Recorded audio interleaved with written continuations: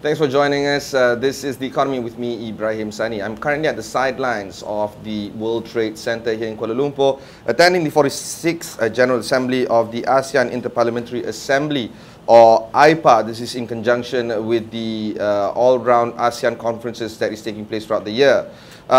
With me today in this show are two Member of Parliaments of Ukraine, a good friend of Malaysia, of course. On my left is Tamila Tasheva. She is a Member of Parliament of Ukraine. She's also the head of the subcommittee on the restoration of state authority and local self-government. And she's also a member of the Committee of the Organization of State of Power, Local Government, Regional Development and Urban Planning. And to her left is Alexander Mareshko, the chairman of the Committee of the Foreign Affairs and Interparliamentary Ties of the Verkhovna Rada of Ukraine. He's also a member of Parliament, a servant of the people there. Thank you very much for taking the time to speak with us. We have covered a few leaders of Ukraine over the past few years, especially after the Russian aggression has started. We also like to take this opportunity to express our thanks to members of the Ukrainian delegates to come over and have a discussion with us, not just on the recent developments of your country, but of course how we can strengthen the ties between Ukraine and ASEAN and of course of Malaysia. Maybe we can start off with Tamila first. Being a member of the Tatar background, how does this play in terms of your relationship with the role that you carry right now as the head of the committee or member of the committee of the local self-government and power, and what kind of lessons and takings can you get from attending this conference in the ASEAN Interparliamentary Conference here in KL? First of all, thank you for inviting. It's for us an honor to be presented here in Kuala Lumpur and in your TV show. You absolutely correctly say that I'm Crimean Tatar. I'm from a small Muslim community in Ukraine, originally from Crimea, which is unfortunately occupied in 2014 by Russia, and all this aggression started in 2014, even not in 2020. And unfortunately my community start to leave a region in Crimea to different another countries, third countries, and of course to mainland of Ukraine. And that is why we start different actions, activities around our ethnical minority. And actually we have a lot of ties between Malaysia and Eastern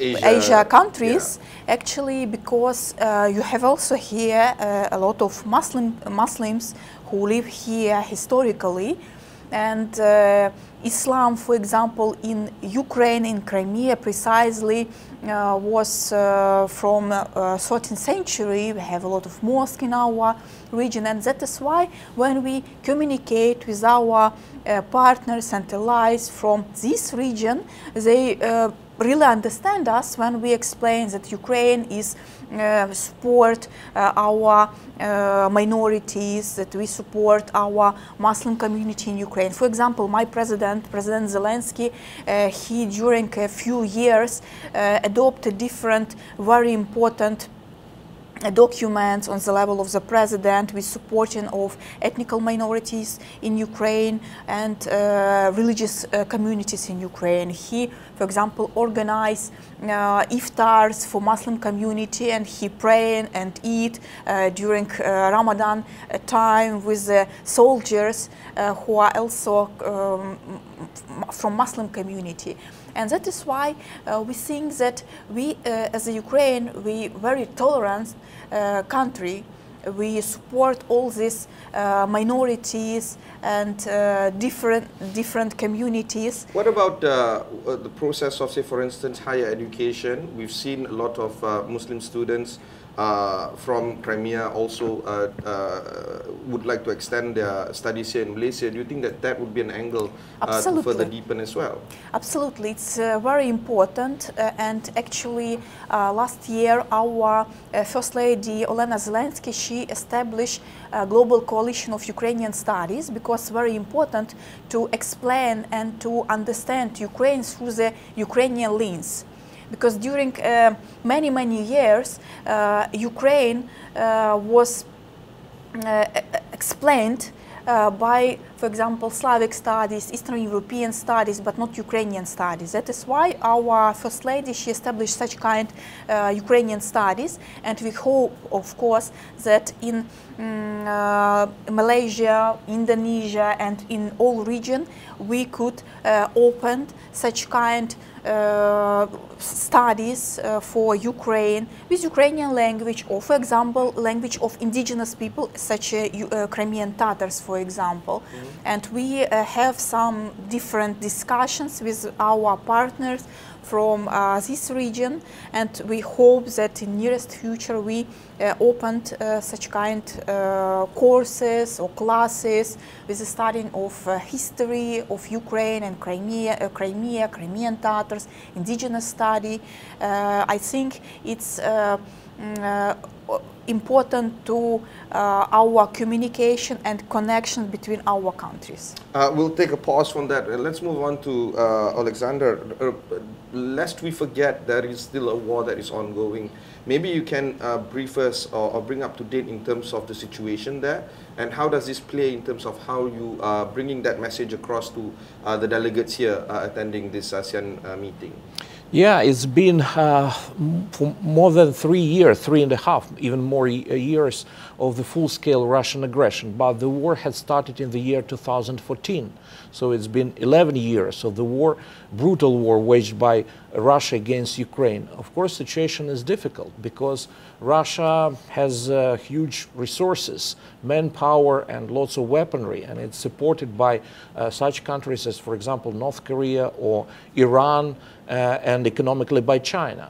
So we're dealing with a huge coalition of countries fighting against Ukraine and supporting Russia. But for me, first of all, it's a matter of international law, because I'm an international lawyer. It's about kind of concern for each country, including Malaysia. We're talking about such sacred principles of international law as principle of sovereignty, respect for sovereignty, territorial integrity, non-use of force in international relations. And no matter how difficult it is for us now, we know that we're fighting for global security, we're fighting for peace in the world, and we're fighting for international law. And I hope that we can rely also on support of your country in this regard. And of course, Malaysia as well as ASEAN wants to see better resolution in terms of coming up from this. For both of you, what has been the reception been like, considering that you are now speaking to a few delegates here, not just from ASEAN but across the world, the kind of support or the kind of explicit, I guess, notion that they are expressing. Are you, I guess, satisfied with the kind of responses, or do you want countries to do a little bit more in terms of finding a more peaceful resolution from this war? There are different kinds of support, first of all. We need, for example, military assistance, because Russia each day, each night, bombards, shells Ukrainian cities, including Ukrainian capital. Virtually each day we have civilian casualties, and it's natural that we need, first of all, weapons. We need air defense systems to protect our civilian population. And we understand that different countries can provide different kinds of support. It might be diplomatic support when a country is voting at the General Assembly of the UN in support in favor of territorial integrity of Ukraine or against Russian aggression. It's also very important. It's immensely important diplomatic support. We need economic support, political support, because Russia has destroyed a huge chunk of our economy and continues to kill us, to destroy us. That's why each country, including, of course, Malaysia, can do something important, can support us politically. Even when you raise this issue in your TV program, it's incredibly important, because you make people living in Malaysia aware of what's going on. You're telling them the truth. It's important for us, because we rely on truth and on international law. Malaysia might not be too familiar with the current ongoing right now, day to day, but prior to doing this interview, I asked many of my colleagues about the situation in Ukraine, whether or not they're familiar. They are, but not to that extent or detail. But what they are familiar is President Zelensky's visit to the White House, now twice. The first one was as bizarre as it gets, I presume, even for Ukrainian delegates as well. But the second one seems to be a little bit more cordial and seems to see some form of progress. Do you seek more support from the US, or is it time for us to talk about trying to galvanize support from elsewhere across the world, including that of ASEAN? Maybe Tamia. Yes, thank you. I also answer for your first question. Actually, we really absolutely support and really appreciate for all support from this region and from Malaysia also, of course, and for all resolution which is supported by Malaysia and ASEAN countries. It's important for Ukraine. We always follow all this situation and all these votings from your region. It's important for us because now we try to communicate more than we do it in the past with the region, and we, for example, we now open our embassy in the Philippines. It's also important for the region because we have in Malaysia, in Indonesia, now we have in Philippines, before we have in Thailand, of course, our representatives. Of course, also important to thinking about what is happened after a war, actually. And we interested to cooperate in economical sphere, and especially when we say about Malaysia, about medical sphere. For example, we have you have in Malaysia really very strong this sphere of economy, and we really interested for that. Of course, from our side, we also interested to about all these agricultural issues. Unfortunately, because of a war, because Russia controls Sea of Black Sea and these ports, which is now closed, they use it for blocked our grain corridor. We deblocked it somehow because we destroyed one half part of Russian Black Sea fleet, but even now it's very complicated. And if I answer for your question about our cooperation and support from United States, we really appreciate from United States that they support us from very beginning, from 2014, of our territorial integrity and sovereignty, and of course they give us military support, financial support. Now we have some complicated issue with military support, but now we are waiting for another packages of military support, and especially it's important air defense system for Patriots, because you see how in Ukraine now all these missile attacks against our civil infrastructure, and it's really complicated in autumn and in winter, because they destroyed electrical this infrastructure for Ukraine, and it's for all our people it's a very difficult situation.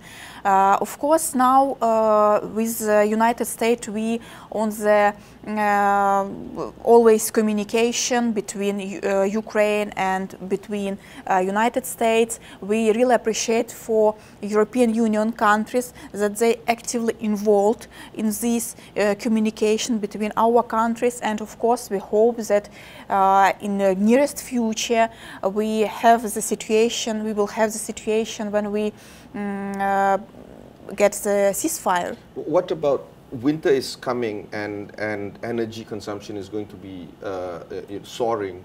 This is the third winter after the war, the fourth winter. Yeah. What is the situation like when it comes to energy consumption and energy procurement now that this is the fourth winter? Is it stabilizing? How are you procuring your energy, especially when it comes to your portfolio of town planning and similar? Now we have electricity, of course, and just now we don't have problem, such kind of problem. But because of we have a lack of air defense system, and we do not protect a sky, Russia targetedly destroyed our civil infrastructure, including electricity. That is why we understand that if they continue to destroy it in mid of autumn and in the winter, we have a huge problems with electricity for civilians, but not only, for also for our economical. Yeah. What about your view on this topic? Same question to Tanya. Yeah, the thing is that, for example, 2 years ago, the situation was truly dramatic because we had lots of blackouts and we had huge problems with electricity, with power in virtually all cities of Ukraine, including Kyiv, which is the capital of Ukraine. But luckily, our Ministry of Energy, our system, our power grid, we managed to get adapted to this abnormal situation, and we had to be very creative, very ingenious. And last winter, it was pretty much okay in terms of we didn't have many blackouts at that time. But Russia's goal is to break our will to resist, to defend our country. Even if it means breaking international law, such as targeting civilian infrastructure for propaganda and for war means. Yeah, absolutely, because I'm as an international lawyer, I can confirm this, that it's to target civilian objects is a war crime. It's a serious war crime. Russia is doing it deliberately. They want to, they themselves are saying that they want to bomb us into caves. And that's what they're doing. That's why we call this war genocidal war. It's colonial war, it's imperialist war, but it's also genocidal. Because when you deliberately destroy conditions for existence for the whole nation, you are committing a genocide, a crime of genocide. But I'm hopeful about our engineers, about our specialists who are dealing with our power grid. And we're ready for the worst case scenario, that again we'll have blackouts, it will be difficult, especially during winter. You can imagine when you don't have much light and you need electricity to cook, for example. I have 2 small children and we had problems with cooking milk, for example, for children. But we're prepared, and the thing is that no matter how hard Putin and Russia is trying to destroy us, it only sort of boosts our morale, our determination to resist, because we know that we're dealing with a pure evil. We'll take a short break. When we continue on, we'll discuss a little bit more in terms of how we can build better ties with Ukraine. I will be back after these messages.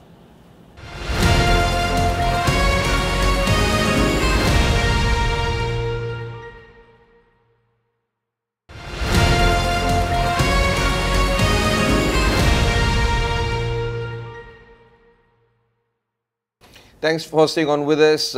This is The Economy. We're taping this interview while attending the 46th General Assembly of the ASEAN Inter-Parliamentary Assembly, or IPA, part of the ASEAN conversations that's going to take place throughout the year.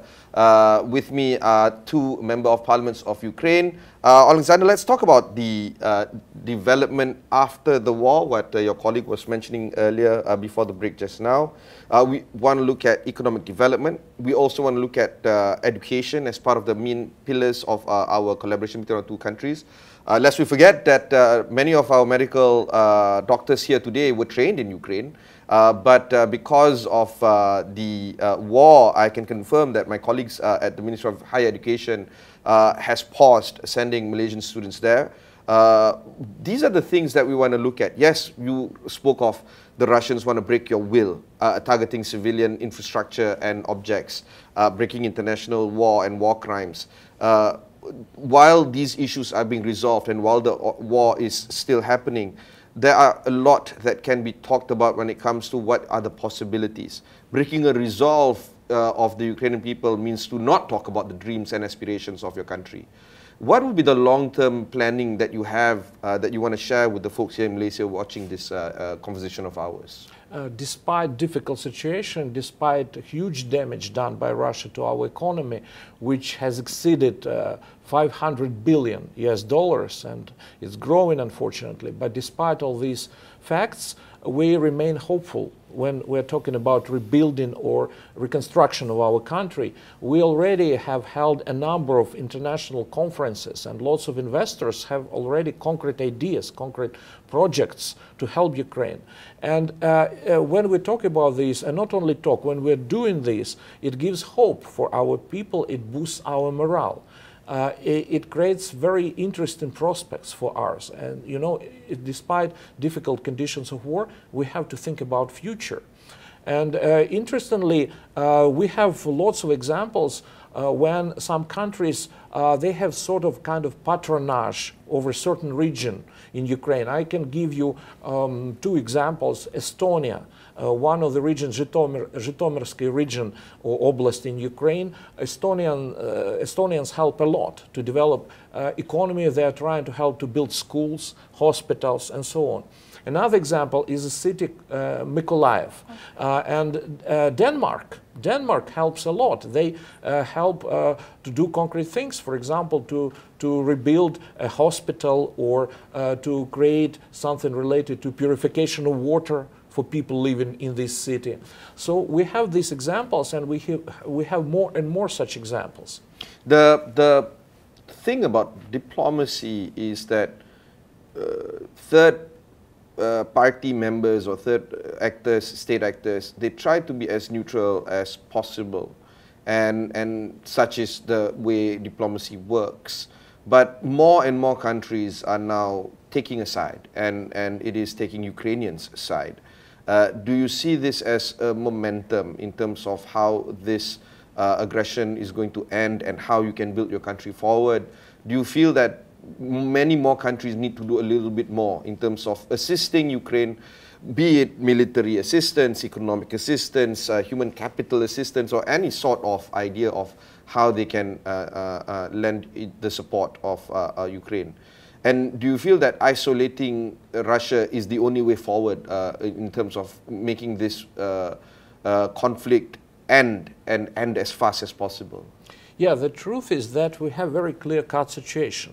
We have a crime of aggression committed by the aggressor, one state, Russia, against the victim of the aggression, which is Ukraine.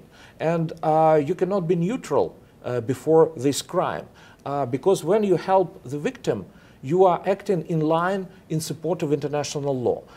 When you support the aggressor by, for example, buying Russian oil and gas and feeding thereby Russian war machine, you are acting virtually in violation of international legal order, at least. So that's why it's important to keep in mind this fact.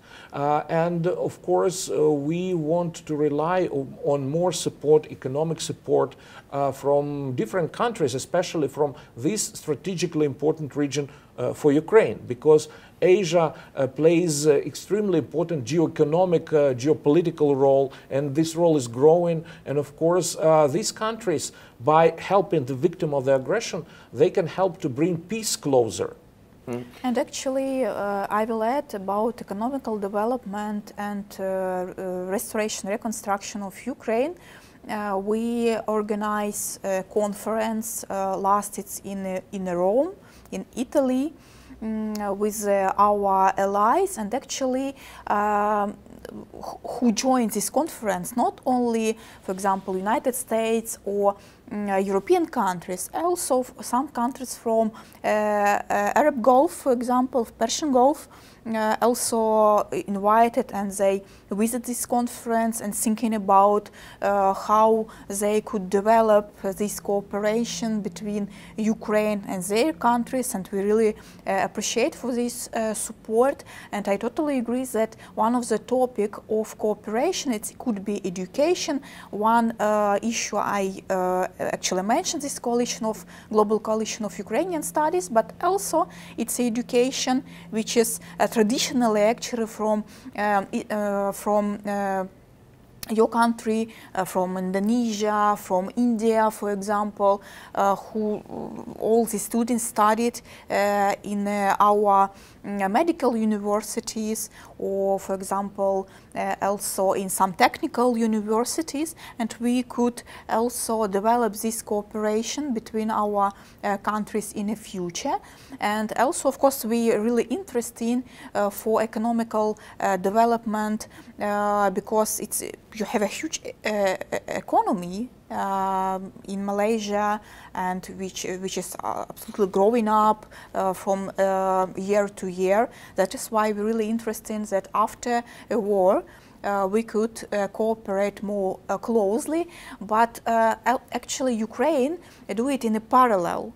At one hand, we very actively communicate and involve our allies for the support of Ukraine during a wartime, and another hand, we thinking about different projects, and Mr. Alexander, he's mentioned about that, what has happened after war is ending.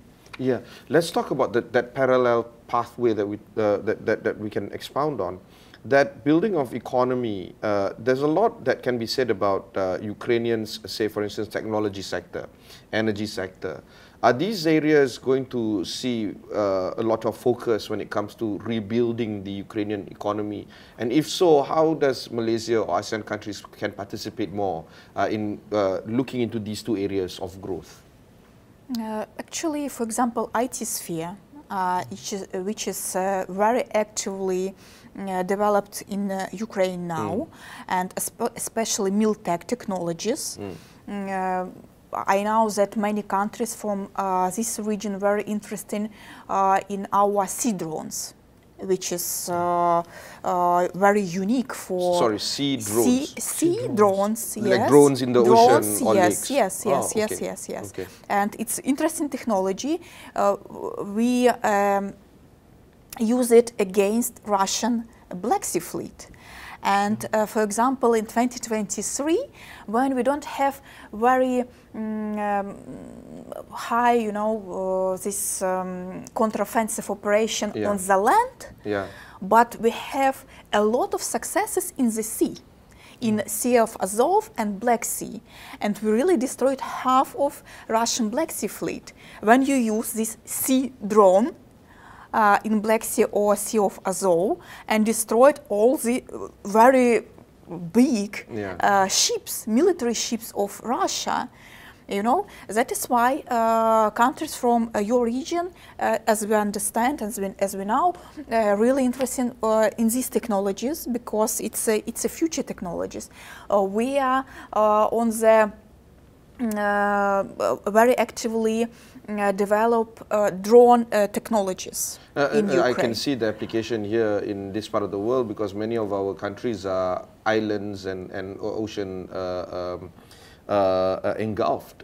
So definitely I see, and of course not just military application, but of course civilian and economic applications as well. Yes, absolutely. That is why it's one of the area where we could cooperate and develop our these ties and cooperation.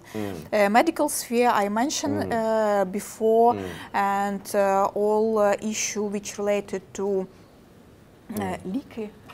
medicines, because it's very actively developed in Malaysia, and we really also interested for that. What about your view on this matter? Yeah, I completely agree, because, first of all, Ukraine is known as a breadbasket of Europe, and we are one of the biggest producers of agriculture products.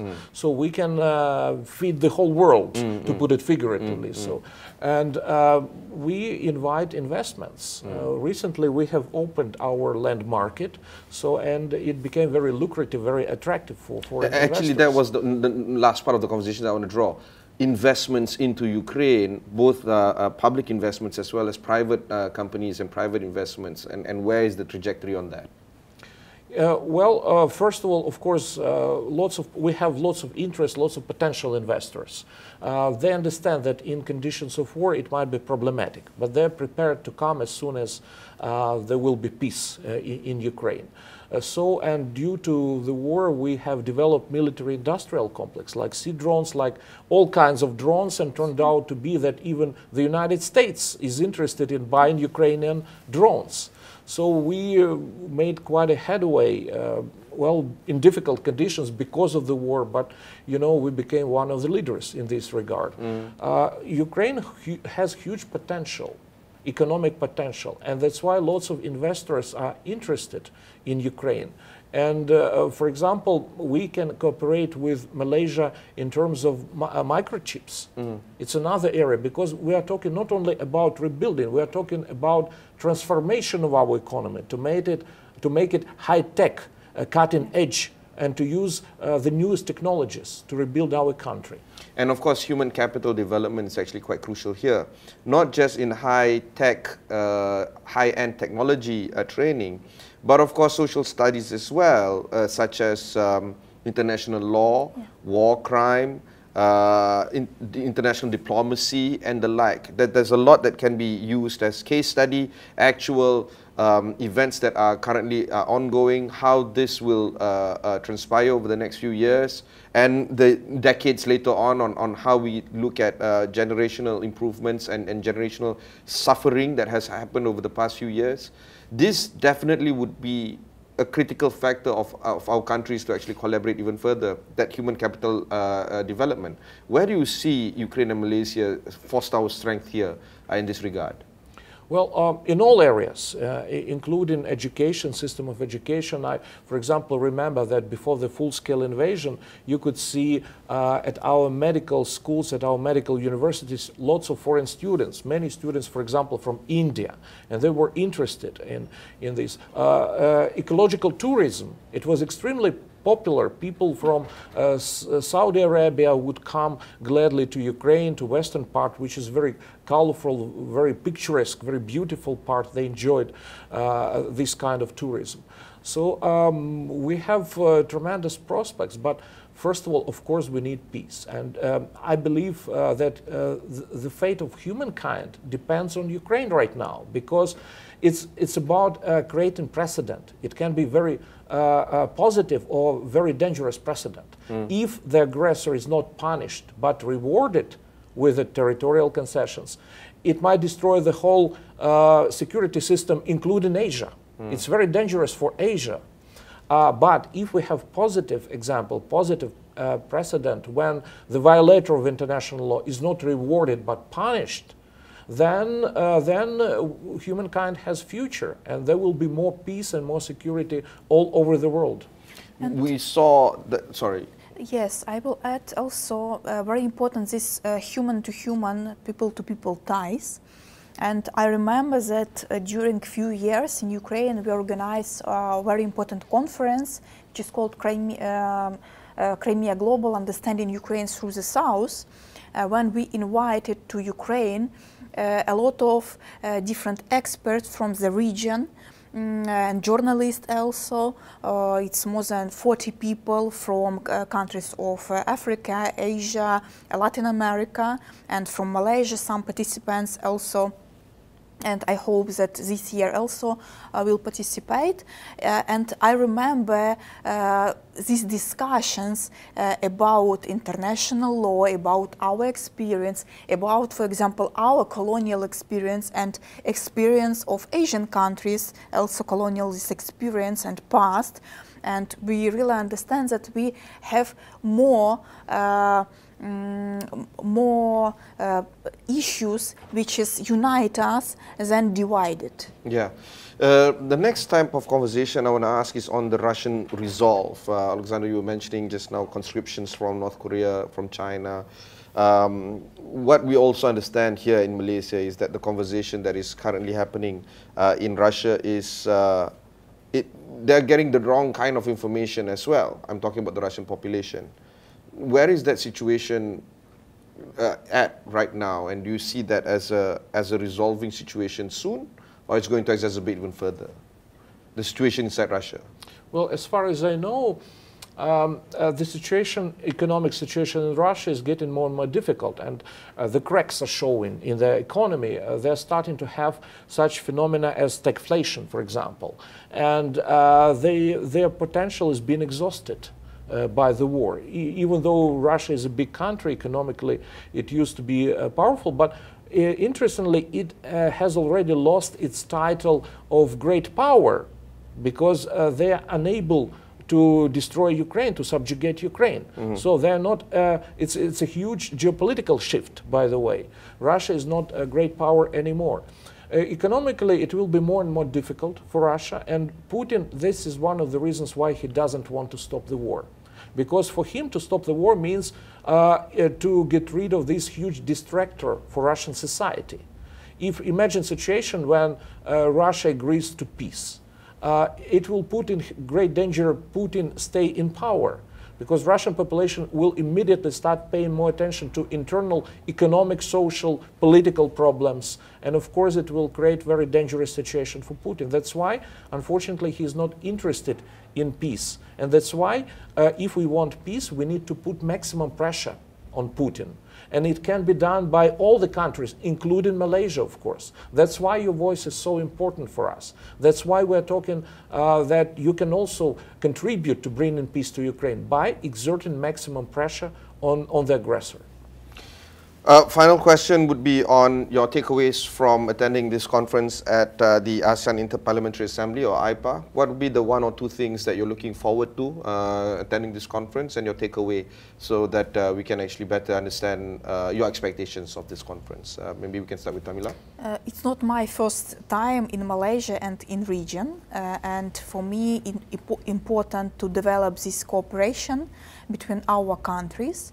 You have a brilliant people. It's we see all this empathy when we say that we are from Ukraine, and of course we are really interested for economical cooperation and development in the future. But we understand that even now we could do something for our closer cooperation, for example, in educational sphere. Alexander? Yeah, there is a saying that 19th century was a century of Europe, 20th century was a century of America, but 21st century is a century of Asia. So it's also, we can say, the century of ASEAN countries. That's why strategically for us it's an extremely important region.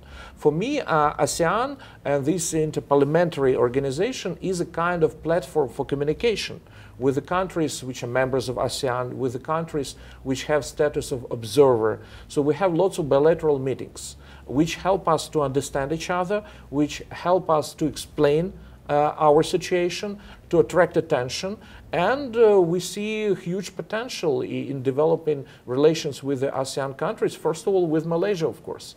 That's a fantastic way to end the conversation. Just now you just heard Alexander Mareshko. He is the Member of Parliament at Ukraine, and of course the Chairman of the Committee of Foreign Affairs. And earlier on you just heard from Tamila Tashiva, the Parliamentary Member of Parliament of Ukraine as well, and the Head of the Subcommittee on the Restoration of the State Authority and Local Self-Government in Ukraine. Please stay on with us at Astro AWANI as we cover a lot more of this conversation moving forward. But for now, I'm Ibrahim Sani, signing off for The Economy.